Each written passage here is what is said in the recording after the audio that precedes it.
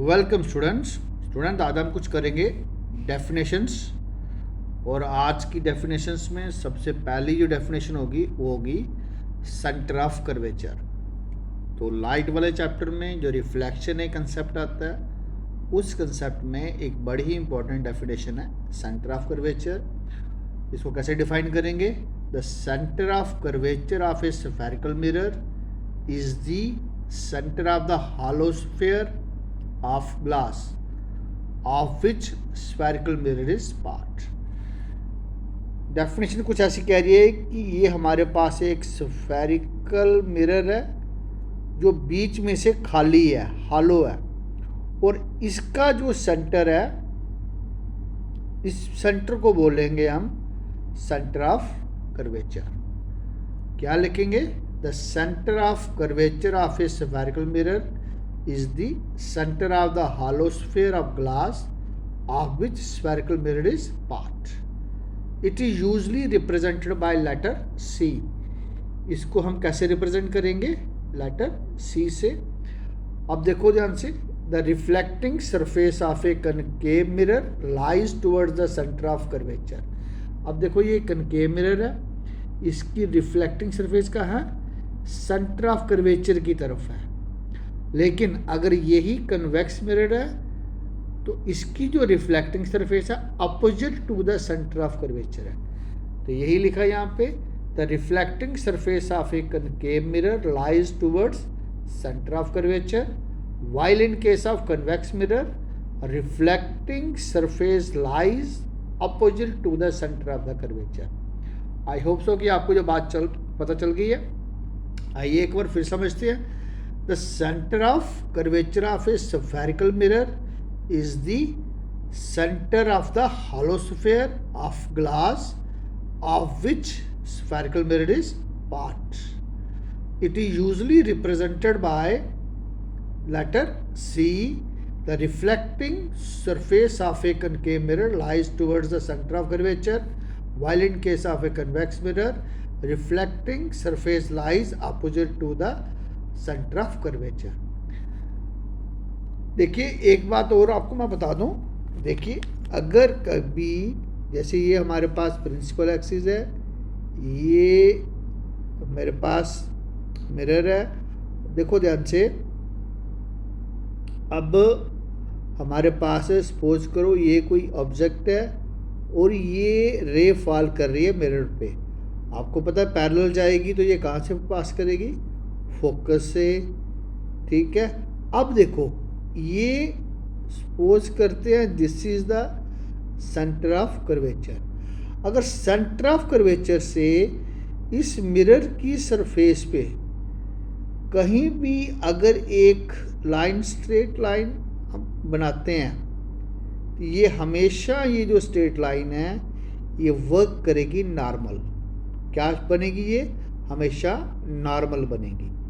जैसे सपोज करिए, थोड़ा सा और एलैबोरेट करते हैं, जैसे ये थी और यहाँ पे हमारे पास एक रे गई और ये फोकस से पास गई, और यहाँ पे सपोज करिए ये सेंटर ऑफ कर्वेचर था और यहाँ से हमने इस पॉइंट के साथ जब इसको मिलाया तो ये जो एंगल बनेगा, ये जो एंगल बनेगा, दोनों एंगल आपस में ये एंगल आई बन जाएगा और ये वाला एंगल आर बन जाएगा। तो ये हमेशा नॉर्मल का क्या करेगा? बिहेव करेगा।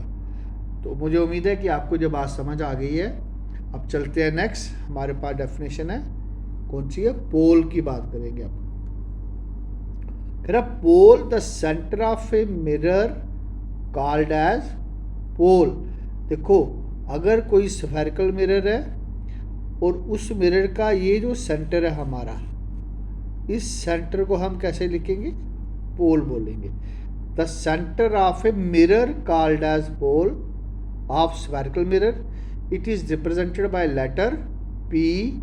It is also called as vertex of the mirror. इसको क्या बोलेंगे हम? वर्टेक्स ऑफ द मिरर भी बोलेंगे।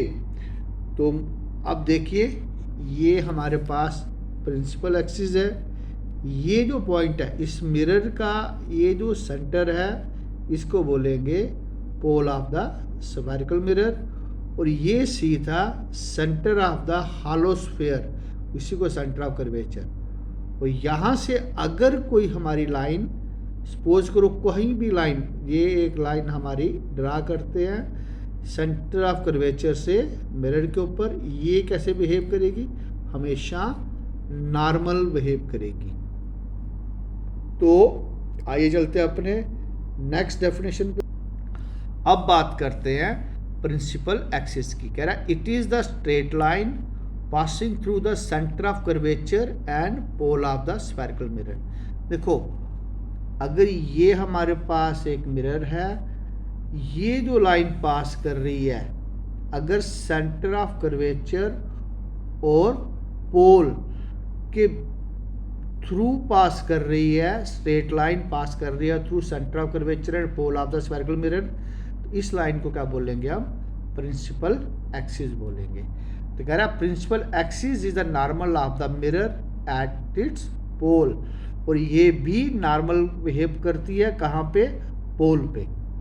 कहाँ बिहेव करेगी, पोल पे। पर सेंटर ऑफ कर्वेचर से लाइन जाएगी कहीं भी, सेंटर ऑफ कर्वेचर से कहीं भी लाइन अगर स्फेरिकल मिरर की सरफेस के साथ जुड़ती है स्ट्रेट लाइन, तो वो नॉर्मल बिहेव करेगी। लेकिन प्रिंसिपल एक्सिस कहाँ करेगा, ओनली एट पोल करेगा। अब बात करते हैं आगे अपर्चर की। कह रहा था aperture of a spherical mirror is the diameter of the reflecting surface. देखो ये जो रिफ्लेक्टिंग सरफेस है ना इसकी, इसका ये जो डायमीटर बन रहा है ना, ये एम और एम डैश, इसको बोलते हैं अपर्चर। क्या बोलते हैं, the aperture of a spherical mirror is the diameter of the reflecting surface of the mirror and from which the reflection of light actually takes place. यहाँ से एक्चुअली रिफ्लेक्शन ऑफ लाइट हो रही है। जैसे M dash is the aperture of the mirror, इस diagram point of view से M dash क्या है, ये अपर्चर है। अब देखो यहाँ पे ये सेंटर ऑफ कर्वेचर दिख रहा। अब सेंटर ऑफ कर्वेचर और पोल का जो डिस्टेंस है उसका हाफ वे पे यहाँ पे फोकस है, और ये सेंटर ऑफ कर्वेचर और पोल से जो स्ट्रेट लाइन पास कर रही है इसको प्रिंसिपल एक्सिस बोल रहेंगे। और ये जो स्फेरिकल मिरर है हमारा, इसका ये जो डायमीटर है, इस डायमीटर को हम बोलेंगे हम अपर्चर। क्या, aperture of a spherical mirror is the diameter of the reflecting surface. Diameter किसका, रिफ्लेक्टिंग सरफेस का। ये बात ध्यान रखें। और मुझे उम्मीद है कि आपको ये आज की चारों डेफिनेशंस आपको समझ आ गई हैं, आपको पता चल गया। आप इनको अच्छी तरह प्रिपेयर कर लेना, एग्जाम पॉइंट ऑफ व्यू से बड़ी इंपॉर्टेंट है।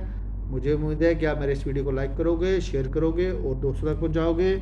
अगर आप चैनल पर नए हो तो चैनल को सब्सक्राइब भी करोगे। Thank you students.